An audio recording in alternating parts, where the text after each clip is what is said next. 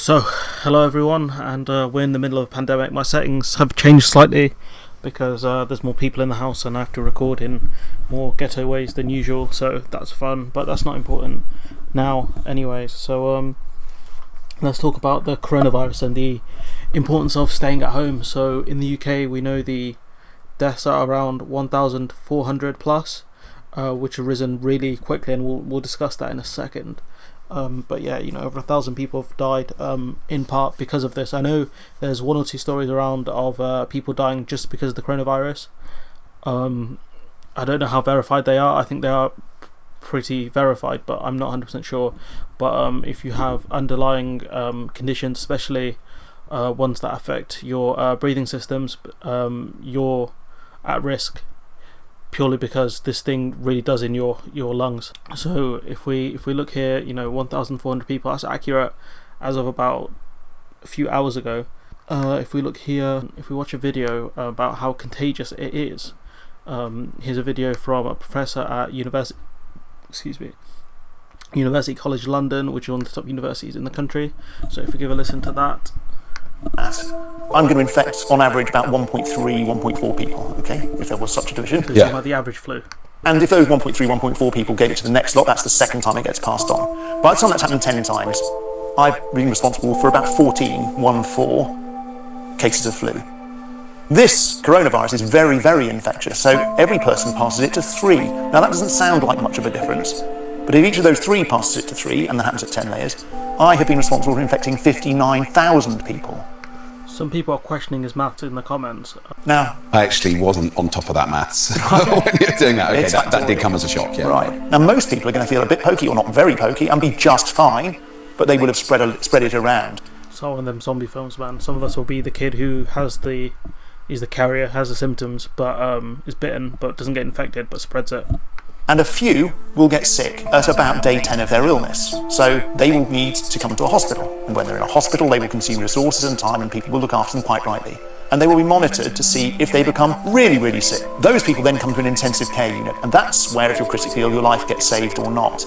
And this is the issue. If we've got a limited resource, which we have, a limited number of ventilators, you have lower ICU units. Where, if you're critically ill, your life gets saved or not. And this is the issue, to see if they become really, really sick, to come to a hospital. And when they're in a hospital, they will consume resources and time, and people will look after them quite rightly. And they will be monitored to see if they become really, really sick. Those people then come to an intensive care unit. ICU, intensive care unit. And that's where, if you're critically ill, your life gets saved or not. And this is the issue. If we've got a limited resource, which we have, a limited number of ventilators, a limited number of doctors, a limited number of nurses, which is fine, because we can't run ourselves with a huge excess capacity all the time. If we overwhelm that, we can't provide that service. So just a quick note, the NHS has been underfunded for over a decade now.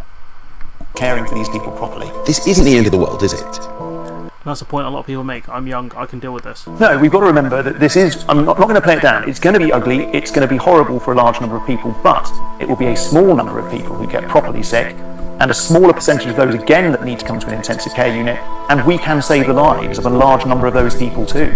But please, just remember, the best chance we can give to the people who do fall ill is if we've got enough beds and enough staff and enough kit to be able to be there for you.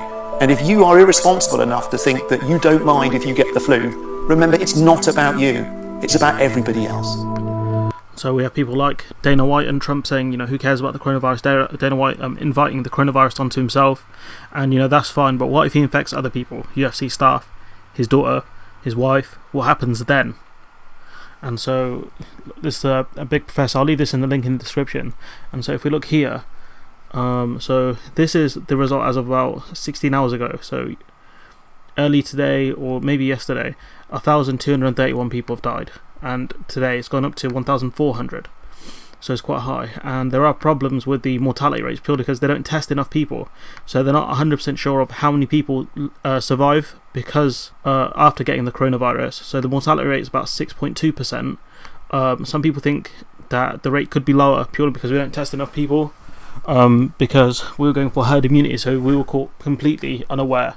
And there'll be another video coming out probably soon about really who's to blame for all of this, and what could have been done better in the midst of it. But yeah, that's a separate video entirely. But look, the most of the people that have died, so 10,000 in Italy, have died. They're mainly older people, so vast majority over 60. Italy have a really good aging population. Lots of grandmas who probably shout at their grandkids or something. I don't know. There's a lot of Italian stereotypes. Anyways, older people are very, very vulnerable to this, as they are to most illnesses. So in Italy, only 12% of destitutes have been shown a direct casualty from coronavirus.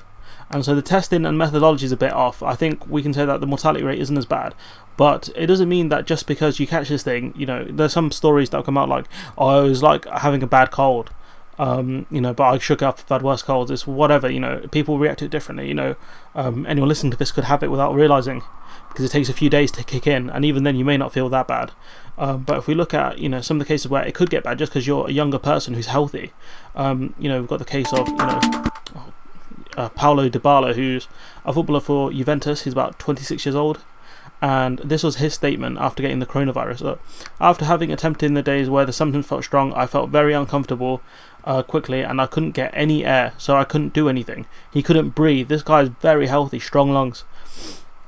A footballer who does get about a bit running wise, and look, after about 5 minutes I felt really tired, my body felt heavy, my muscles hurt, and I had to stop. He couldn't do anything, but luckily both me and my girlfriend feel much stronger now, so he's recovered, his girlfriend's recovered, and he's doing a lot better now. I think he's going to go back in training probably in the next few days. Hopefully he takes it easy, but my point being is that just because you are a young person doesn't mean you're not vulnerable to this. So the moral of the story here is, this thing's serious, it's contagious, you could catch it, you could spread it onto other people. You might not suffer from this, but other people will. And if you think about why we can't have nice things, why we can't live in a truly free libertarian society, is because people are stupid and they don't take into account other things. The main falling point of libertarianism is that it believes every human being is rational and logical, and therefore why can't we get rid of laws and things like that? Doesn't make sense, because people aren't rational. The fact that the UK government is basically banking on people staying at home after being told to.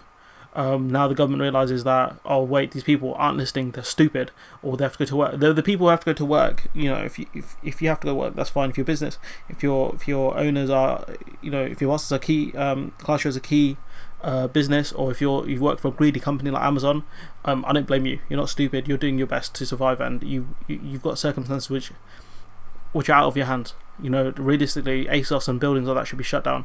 But if you're one of those people going out to parties and meeting people, spring breakers, you're stupid. You're stupid, and you're going to get people killed, or you're going to get people in the hospital, and those hospitals become overloaded. People could die because of that. There were stories in Italy where they had to choose which people got to go in the ventilators and stuff like that, purely because they were overrun. They didn't have the capacity to deal with it, and people died which could have survived if there were less cases of it. So don't be selfish, stay at home. Don't be like Jack Grealish, who tells people to stay at home but then goes outside. He's deeply embarrassed, mate. Don't be like him. Don't be like Jack Grealish. Be like Ronaldo, stay at home. Be like Messi, be like all the other cool footballers. Stay at home, don't be stupid, don't be reckless, and hopefully this thing passes, and I hope to see you in the next one.